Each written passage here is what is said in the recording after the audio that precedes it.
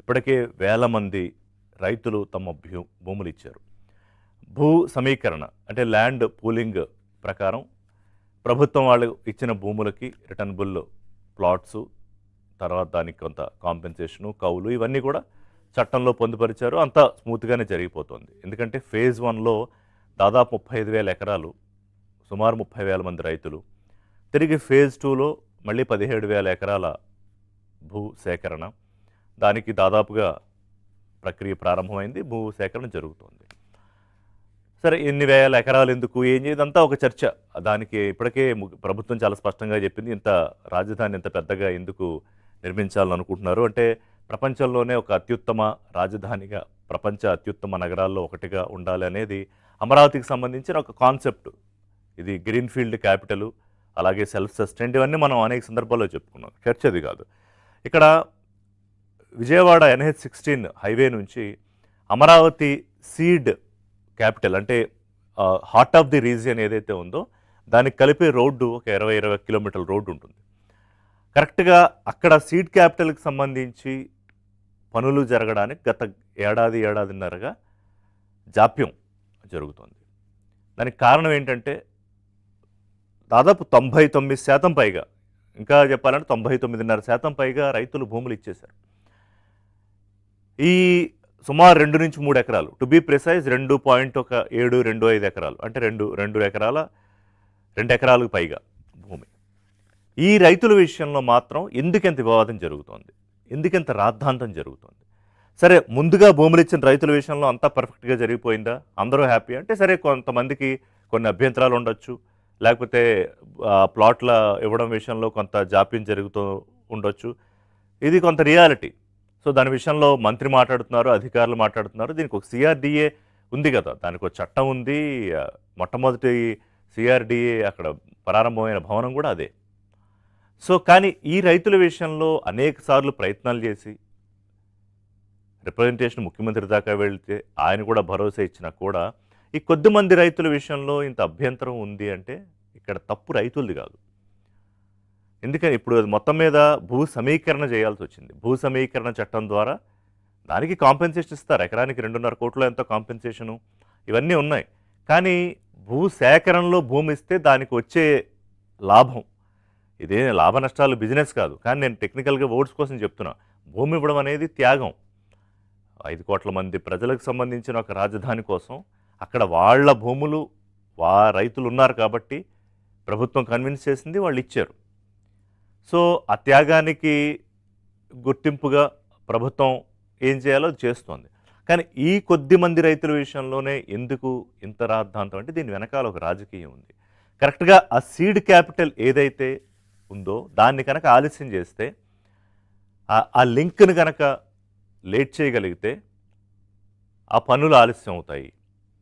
అసలు అమరావతి మీద డే 1 నుంచి విషం కక్కుతోన్న జగన్మోహన్ రెడ్డి కానీ, ఆయన పార్టీ నాయకులు కానీ తాజాగా మొత్తం బయటపడిపోయారు కదా. ఇంతకుముందు అటు ఇటు 4 మడత పెట్టి, ఒకసారి అమరావతి అని, ఒకసారి కాదని, ఒకసారి 3 రాజధానులు అని, ఒకసారి మావిగన్ అని, ఒకసారి వైజాగ్ అని, ఎలా చెప్పినా ఈ మధ్య ఇంకా ఆయన నేను ఎలక్షన్కే మావిగన్ పెట్టుకుని వెళ్తాను అని చెప్పేశాక ప్రజలకు కూడా అర్థమైంది స్పష్టంగా వైఎస్ఆర్సీపీ ఎటువైపు ఉందని. అది రాజకీయంగా వాళ్ళు తీసుకునే నిర్ణయం. ఒకవేళ సరే ప్రజలు ఉంటారా, అటువైపు ఉండరా, లేకపోతే చీ కొడతారా, అది ప్రజల నిర్ణయం తీసుకుంటారు. కానీ ఇక్కడ రాజకీయం చేయడం ఎంత అన్యాయం. ఇప్పుడు మొదటి నుంచి ఏం చెప్పారు, నో మీ భూమి అసలు ఒక ఇంచు కూడా కదలదు, మేము ఉంటాం, మేము అడ్డుపడతాం, మేము తాళ్ళు కట్టుకుని అడ్డంగా నించుంటాం అన్నారు. ఏమైంది? భూ సమీకరణ చట్టం ప్రకారం తీసుకున్నారు. తీసుకోవాలి. ఏ ప్రభుత్వం అయినా ఏ రాష్ట్రంలోనే చేసేదే. అది కొత్తగా ఇవాళ ఆంధ్రప్రదేశ్లో జరుగుతున్నది కాదు. అది తెలంగాణలో అయినా, కర్ణాటకలో అయినా, లేకపోతే ఎక్కడైనా సరే, కన్యాకుమారిలో, తమిళనాడులో కన్యాకుమారిలోనే అదే చట్టం. 2013లో వచ్చిన చట్టం. తర్వాత దానికి కొన్ని సవరణలు ఏవో చేశారు. సో ఇవాళ దాన్ని వాళ్ళ మీడియాలో, ఆ సోషల్ మీడియాలో అసలు ఏదో జరిగిపోతోంది అమరావతిలో అనే ఒక పెద్ద రాద్ధాంతం. ఆ రైతులతో మాట్లాడిస్తూ, వాళ్ళతోటి ప్రభుత్వం మీద శాపాలు పెట్టిస్తూ, కన్నీళ్ళు. నేను ఇక్కడ రైతులను తప్పు పట్టట్లేదు. ఎందుకంటే ఏ రైతు అయినా వాళ్ళ భూమి ఒక ఎమోషన్ ఉంటుంది, దానికి ఒక ఎమోషనల్ కనెక్ట్ ఉంటుంది. ఆ ఎమోషనల్ కనెక్ట్ కూడా వదులుకుని మన భూమిలో మనకి రాజధాని వస్తుందంటే గర్వం అనుకునే 50,000 ఎకరాలకు సంబంధించి భూసేకరణలో రైతులందరూ సహకరిస్తున్నారు.